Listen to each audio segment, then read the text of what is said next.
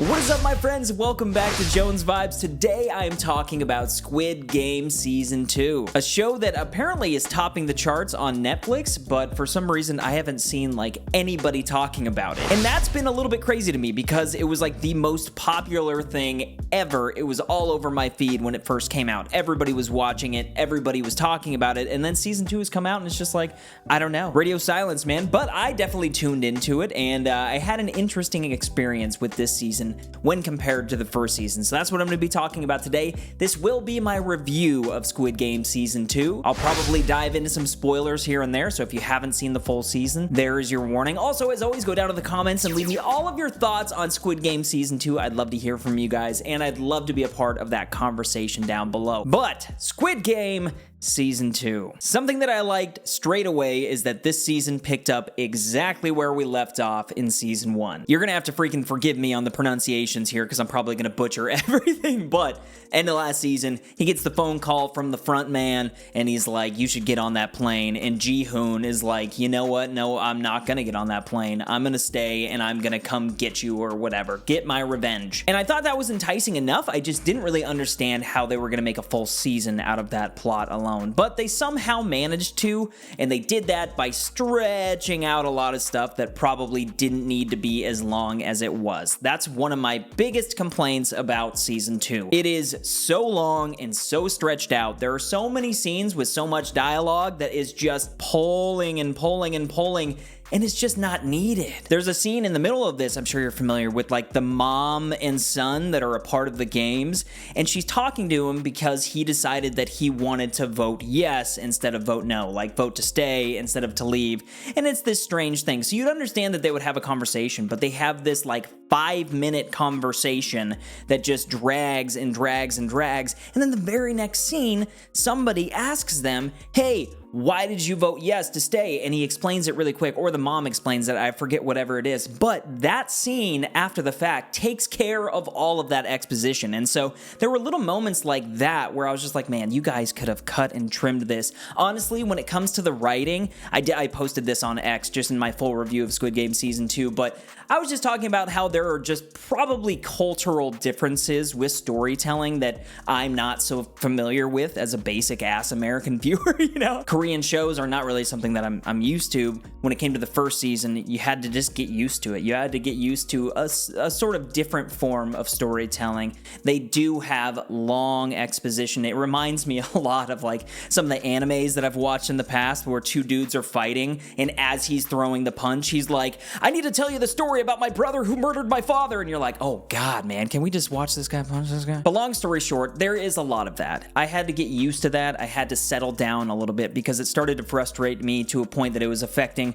just my overall perception of the season. And once I did calm down, I started to enjoy the story quite a bit more. I really liked the first episode, the first two episodes actually, when it came to them finding the recruiter guy, the Train to Busan guy, that actor. I love that actor. He had such a small part in the first season, and then you see him show up in this second season, and I was like, nice, he's coming back. But then he had so much more to do, and when it came to that Russian roulette scene, and then it came to the rock, paper, scissors +1 or whatever that was just a really good scene. He got so much added depth to his character, and then when it came to him across from Gi-hun, that was crazy. That was hardcore. But then we get to really the meat of this season, and that is Gi-hun returning to the games.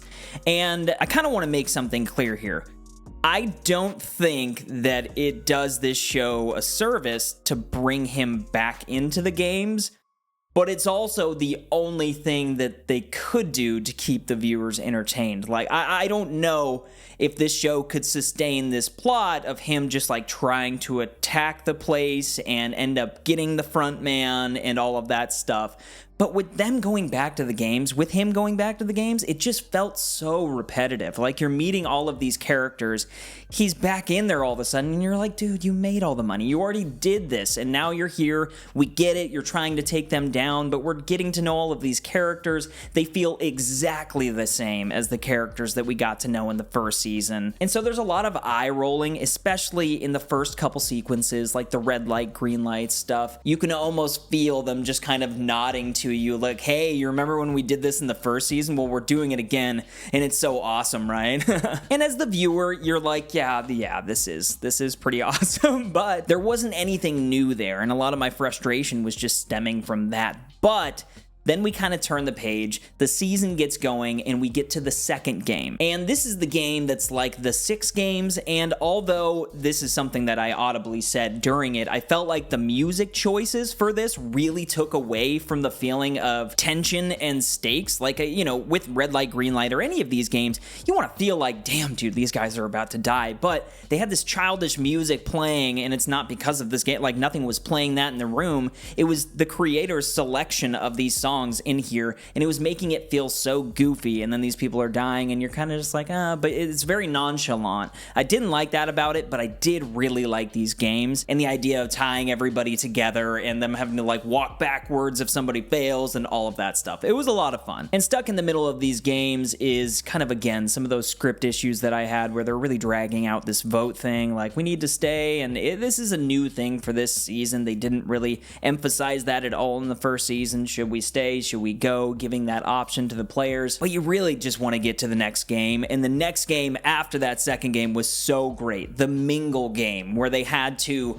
stop. They say a number, and you have to get into teams and get into a door and lock it. Otherwise, they're going to shoot you. I found that game so incredibly intense. And then as far as the characters that they were building up, there were so many moments that were just messed up, man. Like the son deciding to go into the room and leaving his mom. You're like, bro, what are you doing? That very much felt like the glass bridge for me. I wanted raised stakes out of this season. I wanted it to feel like that first season. And if you're going to do the games, at least give us something new to chew on. You know what I mean? And Mingle was definitely that. And then on the other side of this show, you have the brother who's, I don't really know what his motives are at this point. It kind of seems like he's stopping Gi-hun from knowing who his brother is. He knows that his brother's the front man, and he's deciding not to tell him, so he's kind of keeping something there. I don't know how that's all going to resolve, but honestly, all the stuff on the boat with the captain, and he's kind of like an evil captain, all that stuff I really didn't care about. I really just care about the Squid Games. I care about Gi-hun and his storyline and getting through it. And honestly, by the end of the 5th episode, I was kind of ready to call it on this season and just be like, well, it wasn't as good as the first season, but it was okay. But then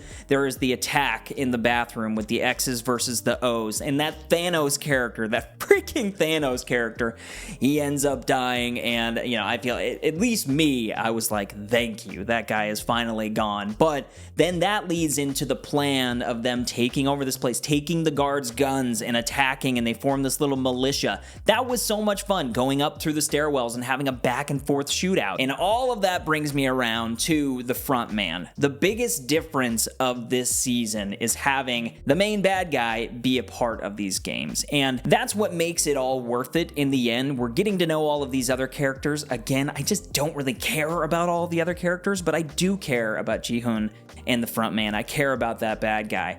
And the way that he goes throughout this entire thing, the way that he tricks everybody, he acts kind of charming, he acts like a leader, he acts strong, but then you see him, you see his real nature in that room with Ji-hoon's friend when he freaking breaks that guy's neck. You're like, okay, this is the bad guy. This is a bad guy. And then it all comes full circle in the end when he shoots the couple dudes and then he shows up in his black mask. And I love that they ended this season on that cliffhanger, as well as that little post credit of them walking into a room with the red light, green light chick, as well as like another boy version of that chick.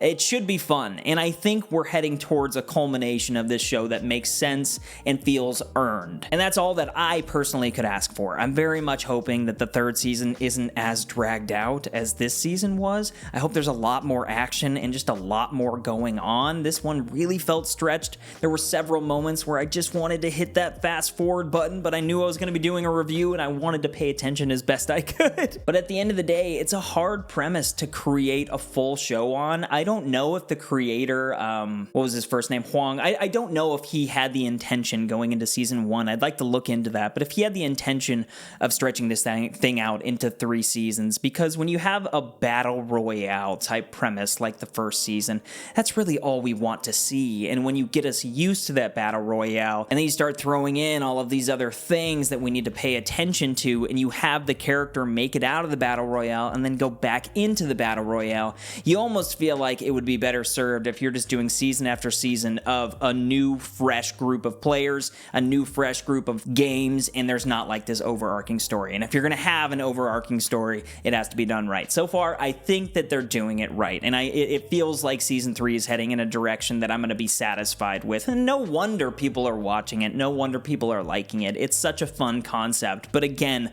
when it comes to battle royale stuff, we just want to see people getting knocked off the board. We just want to see tug of war and people falling, you know what I mean? And so props to them for making this thing work. The last 2 episodes, again, they really made this season for me, and they brought everything to a place where I'm feeling very confident going into this final season. I think it's coming out in July or June, and so that's exciting. All in all, I think Squid Game Season 2, again, was a success. I'd probably give it 4 out of 5 stars. I can't confidently say that I enjoyed it more than the first season, but with the task at hand, they did a good job. But what do you guys think? I'm clearly not the only one that watched this, so please let me know all of your thoughts on Squid Game Season 2 down below. Are you excited for Season 3?